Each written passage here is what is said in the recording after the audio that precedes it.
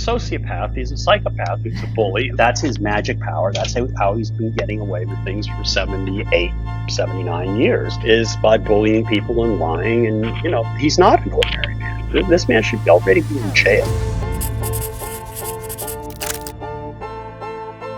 Hello, everyone, and welcome to George Conway Explains It All. To Sarah, I'm Sarah Longwell, publisher of The Bulwark, and because I'm not a lawyer, I've asked my good friend George Conway from the Society for the Rule of Law to explain the legal news to me.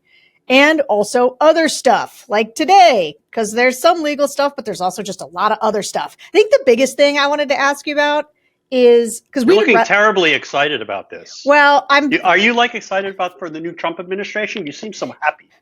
You know what? That Gaetz having to take himself out of the running and then not going back to Congress, it is filling me with a bit of joy, I must say. But I'm interested in. Well, he could still serve. He could still serve in the next Congress. I don't think he actually swore off his seat in the next Congress because he was reelected. But he said last night that he wouldn't go back, and you know why?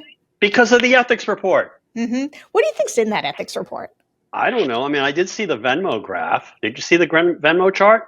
I don't know if I saw the chart. I know it was this amazing chart, and I think it was, I don't know where it came from, but it was republished in the New York Times, and it basically was like all the Venmo transactions to all the young women.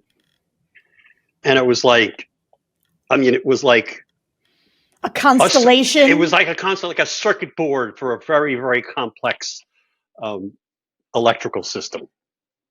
Somebody was getting a big charge out of it. Uh-huh. So the thing that I was not excited. Yeah, excited's a bad word. It's bad, but I wanted your thoughts on is I am blown away by the number of people who are credibly accused of sexual assault in this cabinet. Because it's not just but for the grace of God goes anybody. See, don't know that I agree with this. I don't agree with this because here's the thing. I'm not you talking don't realize about, it's just possible. You can walk down the street and somebody says, he assaulted me. Yeah.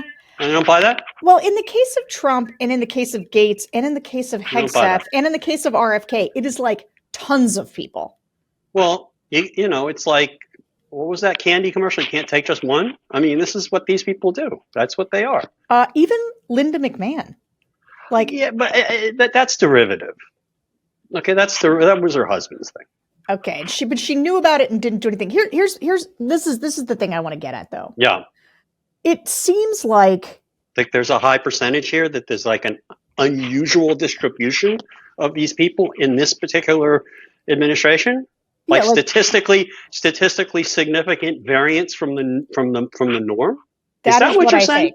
That is what message do you think this sends to women in general? Because I am normally not one. I'm not one for a couple of things. I'm not the morality police. I was the one, I spent all these years being lectured by social conservatives, about why gay people shouldn't be able to get married. And they believe that, sexual morality is akin to character and all of this stuff. And, so having those people lecture me for all of those years, to be sexual assault, though, totally cool. A couple of decades later, everyone's cool with sexual assault. They're very much interested in orifices and things like that, but they're not actually interested in, people giving permission to other people and telling the truth to other people and not lying. They have that issue. They have this warped view of morality that has more to do with technicalities than it does to actually being a good person. That's just my own personal opinion, but that seems to be where they are on this stuff. So he forced himself on. So it was a police report. So what? It's these things happen. That's just the way they look at these things. It's really sick. Yeah, what a coincidence that it just happened to so many of them. Is it a coincidence that you've got? Well, I'm not going to call them all psychopaths, but there are a large number of sociopaths just sort of congregating in Mar-a-Lago these days. And, bad people attract other bad people. And that's what we see here. I think it's sort of hard. It's sort of and I think also the bad people are encouraging the selection of bad people because it makes them seem less bad. You see what I'm saying there? Oh, I do. I've been reading a lot about Trump's, four-dimensional chess, where he nominated Matt Gaetz so that everyone would be like, but he's so bad. Well, it's not four-dimensional chess. He's not capable of tic-tac-toe. Okay, no, he's just not eating the pieces. He's just eating the pieces. That's exactly right. Just consuming the pieces, as many as possible. And then if one doesn't really work out, he just spits that one out and he chooses something else. And that's what he's doing. It doesn't, people are saying, "Oh, what a big faux pas! How terrible is he? Shot himself in the foot with the Gaetz nominee." He doesn't care. Okay, he doesn't care. It's like, okay, fine. You don't like that one? I got another one for you. And this is just gonna keep happening. He does not care. Okay, he's just out there just spitting stuff out, and the more destructive, the better.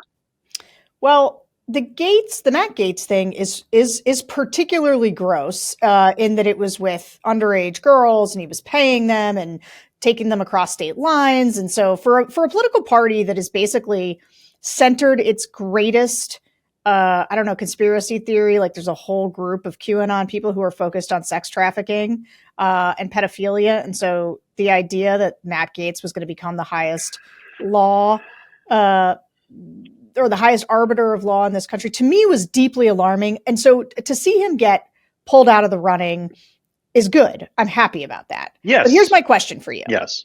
Does that mean, we've been wrestling with this, we wrestled with it on Tim's pod this morning. Do you think that means that the senators are now going to show some spine? No. Okay. You didn't even let me get to the second half of the question. Basically, you said senators showing spine, and I assume you're referring to Republican senators, and that just basically, those are words that do not go together. Well, they they scuttled this nomination. I don't have to hear. They didn't. They scuttled the nomination. I mean, they didn't. They didn't even have the courage to go out and say, "I won't vote for the guy." Right? They kind of said, "Oh, we think a number of us, but I'm not going to tell you who, aren't going to vote against the guy, and please keep that off the record." Okay. So, I don't give them huge amounts of courage points for saying on background to reporters that many people will not vote for the guy without actually saying themselves that they wouldn't vote for the guy, particularly when the guy, well, apart from being a sexual predator and molester or whatever he is, I mean, he's by Trump standards, he's low grade because he was only accused of statutory rape as opposed to the real thing. But in his case, the guy he never even practiced law for real. I mean, he was basically he worked at a Central Florida law firm for just a little while before he ran for the state legislature. He's never practiced law, even civil litigation. And this guy was going to be Attorney General of the United States. I mean, I don't give Republican senators a lot of credit here for, silently nixing this nomination if that's what they did.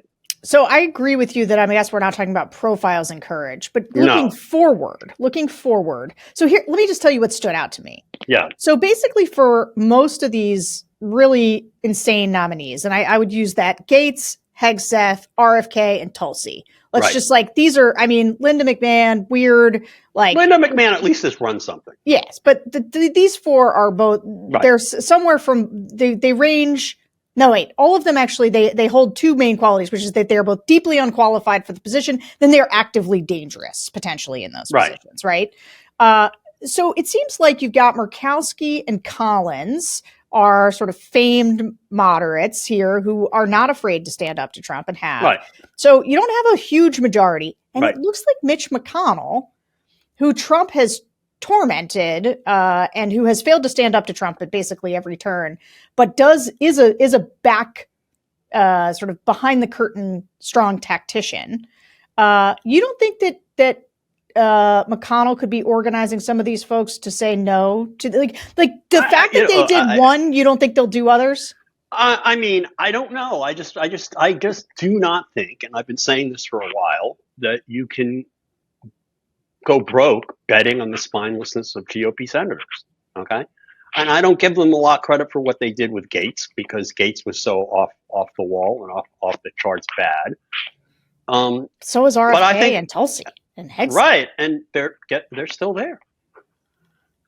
I mean, well, I do they're think still there. Gaetz was the prime target, but now you don't think, I just feel like it's turning to Hegseth a little bit, because he's going to oversee 3 million people, and like the police report on him, yeah, it's pretty bad. It's pretty bad. Why don't you talk about that a little bit? Tell us. Well, look, it's your classic. I mean, it's hard to say exactly what happened because people may have been drunk. We don't know. But then she shows up in an emergency room and tells a nurse that she was raped, and then the cops investigate, and you don't see really a denial from Hegseth, a clear denial out of him. Even the other day, I mean, you just don't see, and it just, the facts just look really bad. It just really look. I mean, I think it was one of these cases where I can understand a prosecutor saying, "Well, this isn't great, and he probably did it, but I can't necessarily. It's going to be a swearing match, and I'm gonna run into reasonable doubt because nobody's going to actually know what happened there." But it's hard for me to believe that a woman would make that all that up, and it's pretty raw. And he did pay her off, and then his non-denial denial the other day, which was something like, "Oh, the matter was resolved." It was just very, very weak. And it doesn't look great. And so I guess I've got 2 questions for you then. One is, do you think he'll be confirmed? Because I think the heat's on him now next. And 2, this just before you answer that, the other thing, and I guess this is what I was getting at sort of at the beginning when I was talking about the general posture toward women. Pete Hegseth would be responsible for 3 million people, many of whom are women. And like, why? Like, Pete Hegseth couldn't be hired to run any company. Nobody would put him in charge with the kind of record that he has. Yeah, kind of like this other guy. What's his name? Trump? Sure. Are we going to apply standards here? Why is he not the perfect nominee for a criminal rapist? Well, why wasn't? But Gaetz was too, and I'm saying he got knocked out because I started out a little happy. As I said, Gaetz was only again, as I said, Gaetz was only an accused statutory rapist. He was not fully qualified for this cabinet. But you stomped on my optimism at the outset because I feel like we got one. We got one of the bad guys, and he's gone. And I feel like it portends the potential for some of these other supremely bad people to go down. And because one of the things that alarms me, and I know it alarms you, is that we are as a culture seeming to affirm that if you sexually assault people, it's cool. Like, you can still be in charge of lots of women. You can still hold the highest offices. And, it's Trump obviously is pernicious and awful for all kinds of reasons, which we have discussed ad nauseum. It is wild to watch him do it with all these other people who are not him, and have everybody tolerate it, especially social conservatives. But that's what he wants. That's his power. That's his way of exercising power. Okay, it's to force people to accept. It's to force people to accept the unacceptable and say, you don't have a choice because I'm here. And I can make your life miserable, and you're weak and sad. And this is what I'm pushing back on, though, because they did do it with Gaetz. So why might they not do it? Again, I would have to see. I mean, I think they did it with Gaetz, but it wasn't really a hard. I mean, I think at the end of the day, there must have been stuff in that report that was pretty bad. And okay, that's fine. But he was so off the charts to begin with. I just don't see it as a big deal that he went by the wayside. And I will agree if Tulsi and Hegseth and RFK Jr., they all should go down. Yes. Too. Yes. But I wouldn't bet that they will all go down. I think we can get one more. And maybe get one more, but so what? He's still gonna be appointing bad people. And he's going to be doing it continually, and he's going to keep doing it and doing it and doing it and doing it, and a number of these, sooner or later, they're going to get through. Okay. I hate to be, I mean, I know you're bumming me out. I just don't think the Republican senators, when push comes to shove, when the Klieg lights are on them, and it becomes them on TV saying Donald Trump picked somebody bad, and they're forced to actually show a spine and show their faces on Fox News, I think we're going to see a lot of backsliding on this stuff. Now, Yeah. I mean, again, the saving grace is the slimness of the majority. Yeah. And only, you know, and you lose Murkowski and Collins, and you're almost done. All it takes is one or two more. Yeah, this is where it's not that I'm going to give Republicans credit for a spine so much. It's that, can you get 4? Can you get 4? And usually that means getting 2, because Murkowski and Collins, if they think they got anybody else with them, I think they try to tank most of these people. I'll have to see it to believe it. Yeah. I just do not have the same level of potential confidence. I did not think all of these people would go through, but I think some of them will, and the fact that any of them could be considered, and it is appalling. Okay, well, I want to ask you about Matt Gaetz' replacement, but before I do that, we're going to pay some bills. Notice how the days are shorter, but your to-do lists aren't. Power through your busy days with Factor's no prep, no mess meals. From breakfast to dinner and anything in between, Factor has easy, nutritious options to keep you fueled and feeling your best. Whether you like routine or you enjoy mixing things up, Factor has you covered with 35 different delicious meals every week and over 60 additional convenience options you can add to your box, like keto cookies, pressed juices, and smoothies. Don't let shorter days slow you down. Stay energized with America's #1 ready-to-eat meal delivery service. Factor lets you do you. Choose from 6 menu preferences to help you manage calories, maximize protein intake, avoid meat, or simply eat well balanced. Because Factor's meals are chef prepared and dietitian approved. You're going to love not only how Factor's meals taste, but also how they support your goals. And check this out, Factor is cheaper than takeout and dining out. Put that money you save towards holiday shopping or reaching your financial goals. Find guilt-free comfort foods like homestyle chicken and gravy and loaded mashed potato pork chops, feel-good vegan options like sweet potato and chickpea curry, and globally inspired flavors like Peruvian shrimp and red pepper cauli grits. My goodness. There's no sacrifice in quality for convenience with Factor. Weekly menus offer ways to treat yourself to a restaurant-like meal experience with gourmet plus dishes that feature premium proteins and seasonal sides like broccoli, leeks, and asparagus. How does truffle butter, filet mignon, or garlic herb roasted barramundi sound? Mouthwatering, right? Stay on your A game with quality ingredients you can trust and quality you can taste in every one of Factor's fresh, never frozen meals. Use your time more efficiently, so important during these dark months. Let Factor take shopping, prepping, cooking, and cleaning up off your daily list of things to do. George, I know you love these. This is your go-to. They are great. The filet mignon is amazing, let me just say. Have you ever done the garlic herb roasted barramundi? No, I have not done that one. I have not done that one.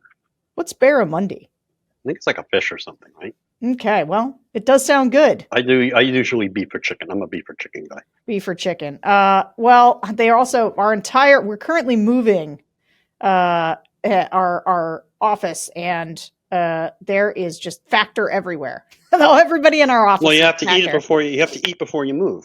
That's true. They need the power up. They need the protein. Yep. All right, so head to factormeals.com/AskGeorge50 and use code AskGeorge50 to get 50% off your first box and 20% off your next month. That's code AskGeorge50 at factormeals.com/AskGeorge50 to get 50% off your first box plus 20% off your next month. Okay, back to it. So, Pam Bondi, what do you know about her? She was Attorney General of Florida. I can't say whether she was a good Attorney General of Florida, since I don't live in Florida. I really didn't pay much attention to her.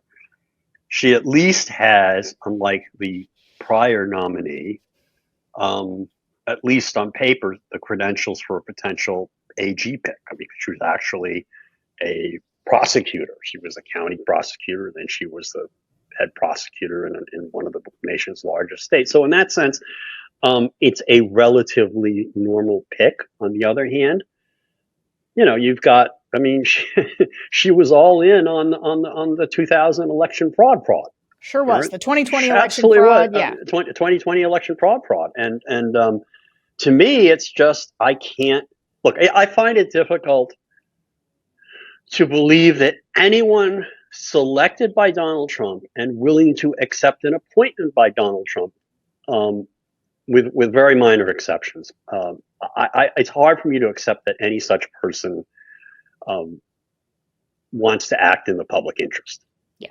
And so I come with that healthy level of skepticism toward basically almost any appointment. The only possible exception was the suggestion that Jay Clayton would be to run the U.S. Attorney's Office for the Southern District of New York. Although he's an unorthodox pick, I think actually he's a decent man and an honest man, and he would, and a smart guy, and he'd do a good job, even though he's so not no chance experienced as a prosecutor. Well, I guess I don't know. I mean, and so Bondi, she's got the right political pedigree. She's been all in for Trump. She's a member of America First Policy Institute, that great grifting entity that's been existing, as a government in exile for a few years now. And I think we could have done worse. Actually, that's the only good thing I have to say about Bondi, and we'll see. We'll see, and we'll see whether she can command the respect of people in the Justice Department. I think she probably will be confirmed. I mean, there was that questionable issue about the $25,000 donation from a Trump charity to her, that was very, very screwy. But I don't think that's going to derail her nomination. Yeah, I mean, she is like a through and through MAGA type. I think she also defended him during the first impeachment, right? She was like on his legal team. So she's been going to bat for this guy. Yeah, and that first, the defense of, I mean, it wasn't as bad as the defense of the insurrection, but it was pretty bad. They had some really horrible moments there where they were, I mean, it just where they're just basically spreading rumors about false rumors about Ukraine on the floor of the Senate, making these arguments that were just completely in bad faith. Every single one of those lawyers. I mean, it was a disgrace. But I think she'll probably get through, and at least she kind of on paper looks like an appropriate pick. Yeah, and I think that when assessing Trump's cabinet picks at this point, right.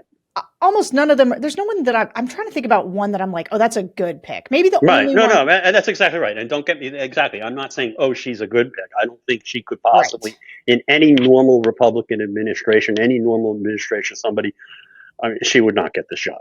That's right. I mean, she's not.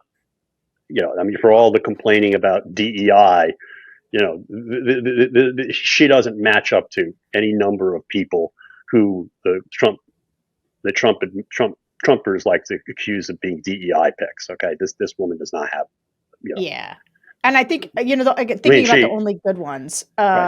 And again, good is like relative. It's like good is relative. Rubio and Stefanik they're not that they're good. It's that they're conventional. They like used to be normal. So you think like maybe there's like Rubio at state is not terrible. No. I am pleased. I'd vote for Rubio, even though I think so much worse. I think he's I think he's shameless and spineless, but that's all the things.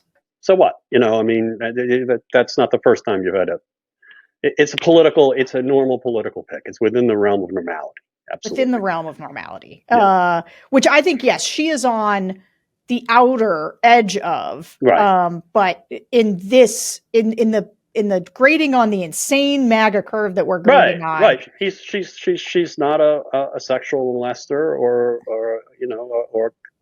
and her principal experience with the criminal justice system isn't like Gaetz's, which was to be investigated. I mean, she actually was prosecuted. Right. And, she's not a convicted criminal like the president of the United States.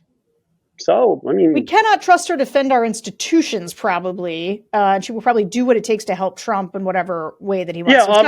Yeah, right. And all other things being equal, but the question is, will she be kind of like Barr? Okay, Barr could not be trusted to defend the institutions of the not to put his finger on the scale in favor of Trump. On the other hand, at the end of the day, he did some okay things, like saying you lost the election.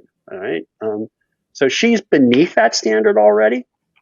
We'll have to see what he demands of her, and whether she accedes to it. And the problem that she's going to have is he's never going to be happy. There's a problem with all these people, but particularly with the attorney general.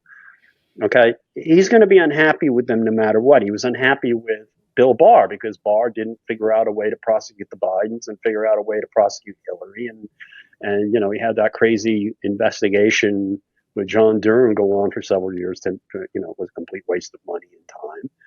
And, she's going to get earful of that from Trump all the time. I mean, literally, that's going to be her main. That's going to be her main time suck for her is listening to him rant about who she should be getting.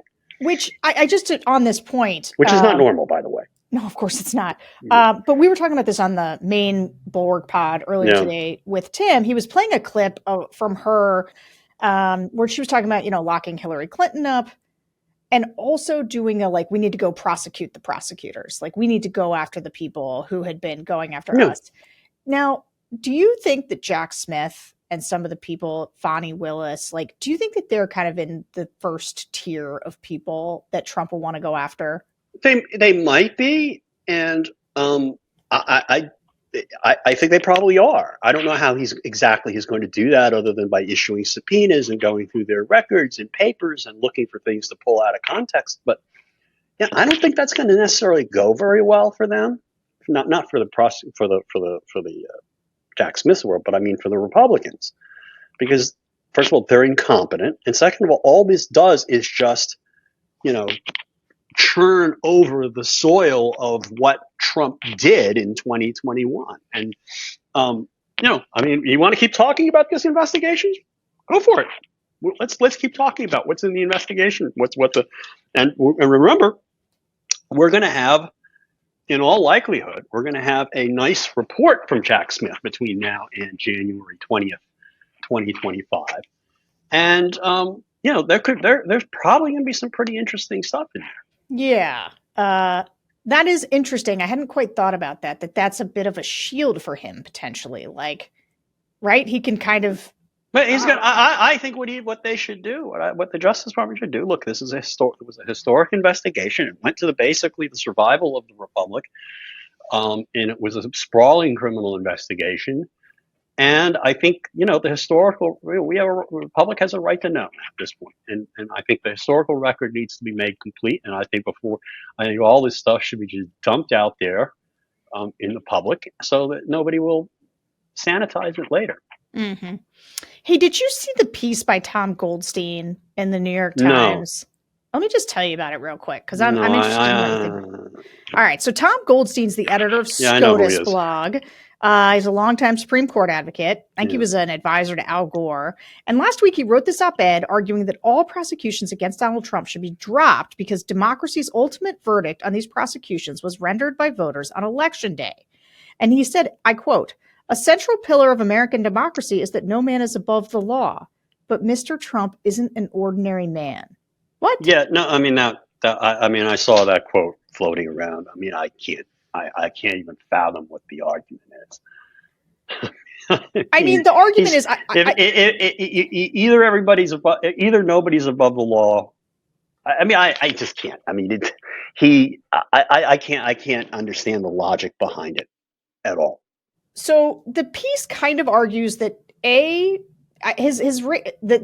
that line is incredible. He's no ordinary man, as though he is some different made of different stuff than other people, which I think is insane. Sort of. It is true. He's a sociopath. He's a psychopath. Who's a bully who manages to basically. That's his magic power. That's how he's been getting away with things for 78, 79 years, is by bullying people and lying. And he's not an ordinary man, and he's been treated like he's above the law. There's no question about that. And this is a guy who should have been, this man should already be in jail. He should have been in jail a long time ago. But that's argues the opposite. Well, but I mean, any of us would be in jail if we'd done this as a White House staffer with the documents. I mean, any number of things. This guy should be in jail right now. And I don't understand the logic of saying just because you vote a criminal into office that absolves them of their crimes. Okay, we've never treated public office that way. Normally when somebody gets convicted of a crime and they're holding a public office, no matter how important, governorship, senator, whatever, They got to leave. Usually they got to leave and serve their time. People assumed Richard Nixon was going to have to do that until Gerald Ford pardoned him. There was like nobody was arguing that if Richard Nixon committed obstruction of justice in the Oval Office, as people believed he did after listening to those tapes, no one was saying, oh, but that was an official act. Mm-hmm. Okay. Oh, but, you know, he was elected in 1972 and won in a landslide. Oh, you know, none of that. We've never heard that argument before because it's a stupid argument. It's a stupid, you know, it's a stupid argument the way the Supreme Court's decision was stupid. And, you know, this is not the America we grew up in. It certainly isn't. Okay, I want to talk about premature capitulation, but before I do, I want to say that this time of year, I find myself reflecting on things I'm grateful for, like family, friends, and my health. Another thing I'm grateful for, the fact that I can help my skin stay healthy and resilient as I get older. And that's thanks to today's sponsor, OneSkin. Their scientifically proven skincare routine has made a noticeable difference in how my skin looks and feels. Their OS1 peptides work at the cellular level to switch off the dysfunctional cells that cause our skin to become dry, dull, and age faster than it needs to. To celebrate the holidays, OneSkin has introduced their limited edition holiday bundle featuring travel sizes of OS1 Face, OS1 Eye, and OS1 Body, all in this chic leatherette bag. It's the nicest thing I own. It's the perfect gift, but you may actually want to keep this one for yourself. I know I am. Take advantage of this exclusive bundle while it lasts. As a listener, you'll get 15% off using code AskGeorge when you check out at oneskin.co. Invest in your skin's long-term health this holiday season because healthy skin is a gift. George, did you get your holiday bundle? Yes. Are you giving it to somebody else as a present, or are you No, I'm keeping it? collecting them. I keep them. I'm selfish. I keep them too. It was a nice bag. No.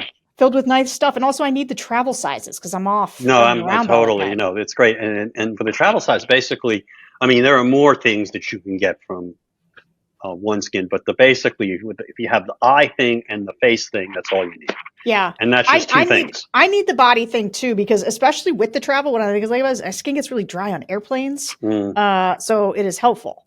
Okay. OneSkin is the world's first skin longevity company. OneSkin addresses skin health at the molecular level, targeting the root causes of aging so skin behaves, feels, and appears younger.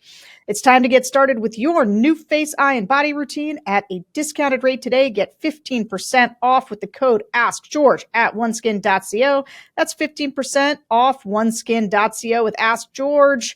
That's the code. After you purchase, they'll ask you where you heard about them. Please support our show and tell them we sent you. We only have one body, one skin, and only you can choose to make it better. Age healthy with OneSkin. All right. So I was out of the country for a hot minute there. And while I was out of the country, our friends over at Morning Joe, Mika and Joe Scarborough, they went to Mar-a-Lago. Yeah. And I wonder I'm just curious what you think about that. I didn't see a useful purpose to it. I know what their rationale for it was, but I didn't see a particularly useful purpose to it. Yeah. And I don't mean to be critical. It's never going to make the guy happy, and he's not going to get better by having these conversations. And I don't think. No, I don't think it was a productive exercise. Let me just leave it at that. Can I say one thing about this that I've been thinking about? Yeah. Because I go on that show. It's actually one of my. I like that show because I sort of like the loose roundtable discussions. Yeah, I do too. Really I just hate getting guests. up at 5 a.m. Yeah, it's a little early. I often do the later hours, but I want to raise this because I think this is what I've been grappling with. I have this worry about, and maybe I have like PTSD from 2017 when I watched all of the Never Trumpers kind of get on board with Trump. Not all of them, but like there was kind of a remnant few of us that kind of made it the whole way. But back then Scott Jennings was never Trump, and Lindsey Graham was never Trump, and Marco Rubio was never Trump, and a million other Republicans who have subsequently capitulated have. And I just wonder if there's something about when you call Trump, right? They are commenters who have been very clear-eyed about Trump. Yeah. And so they have articulated sort of not just clearly, but also every day, right? Consistently, every day, sort of denounced him with clear eyes. What do you make of the idea, though, that people, when you've said that somebody is all of these things, and then it's sort of like, doesn't it feel like maybe you didn't mean it? Like, I am afraid when you have the most vociferous voices, it would be like you or I going to Mar-a-Lago. The fear is that it sends a message that, like, none of it was true, right? That it extra normalizes him because you've got people who are excessively critical who are now. I agree with that. Saying like, no, this is just normal journalistic practice. Yeah, I agree with that. If this were a normal journalistic exercise, there would have been an interview. Yeah. Okay. Where they actually taught, it was the description of the meeting was one in which there was a back and forth about issues. Okay. But that would be informative for viewers. Do it as an interview. Maybe this is this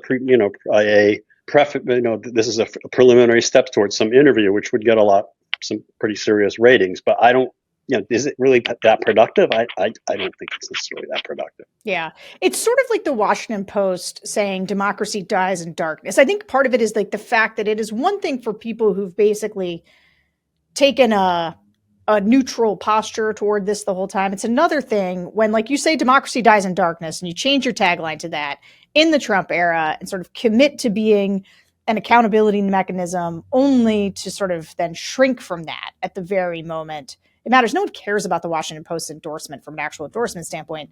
But I just think what I'm finding alarming is that it seems like the civic space is starting to get chilled. No, I absolutely agree with that. And I think that people, even people who you think would not be fearful or should not be fearful of Trump, are in fact extremely fearful of Trump. And I think we're going to see that come out more and more over the next few months, where people who have been fighting the fight, they're going to be people who just basically say it's just not worth it anymore. And so I that does concern me. On the other hand, I think there are many people who now want to get in and stand up for what's right, and double down, if you will. I think but I do absolutely think that there are people who are exhausted by this and who, may fear retribution in some manner. And even though you would think that they have enough money or fame not to be fearful, they're human. And there's an exhaustion factor. And the guy is president of the United States, and he is crazy. So I'm not justifying anything that anybody does with respect to him and caving to him and normalizing him, but I think we as people who are going to continue to stand up to the guy have to understand that we're going to see some people go and do this. Yeah, it was kind of a bummer. Okay, so we have some news today in the New York hush money case. We do have some actual legal news here. Sentencing was scheduled for next week. Trump asked for the case to be dismissed. DA Bragg said he was open to waiting until Trump left office in 4 years for sentencing, which is both optimistic and interesting of him. And today, the judge officially moved the sentencing and asked both parties to brief their arguments in early December. What do you think of Bragg's suggestion of holding that sentencing until 2029? That's not a bad idea. It wasn't my first idea. I mean, it wasn't my first choice. My first choice would have been, I don't think he's ever going to serve a sentence. Because by the time, he can only serve the sentence if he is no longer president. And by the time he's no longer president, he's going to be not in any condition to do anything, is my belief. Because I don't think he's going to mentally last 4 years. And it's going to be a scary ride down the escalator, but that's what I think is going to happen. So I don't think he's ever going to serve a sentence. So what I had suggested, just again, brainstorming or just just throwing it out there, would have been, I would have sentenced him to prison and then suspended the sentence and then issued a fine. So at least I would have been able to make the statement as a judge, which, as the sentencing judge, he's entitled to do, that this deserved jail time. But in light of the fact that he is going to be president of the United States, any such sentence could not be served. So I'm going to suspend the sentence because it would not be constitutionally executable. But a fine is perfectly appropriate, and so I'm going to leave that in.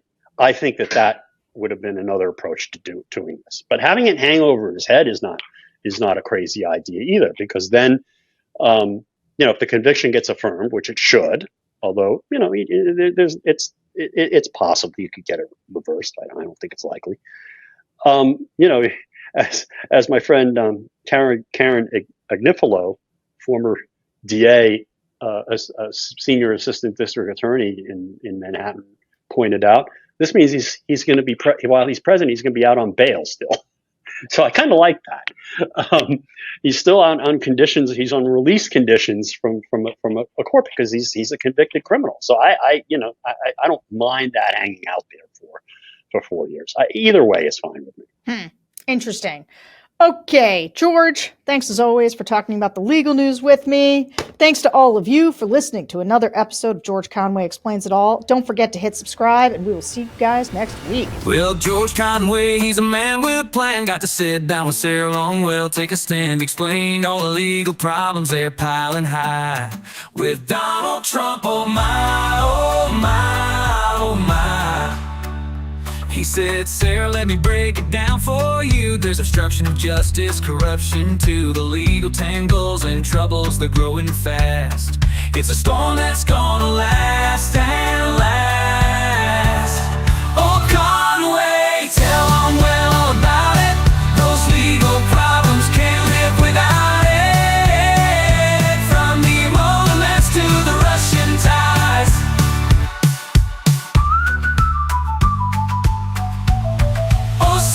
Listen close.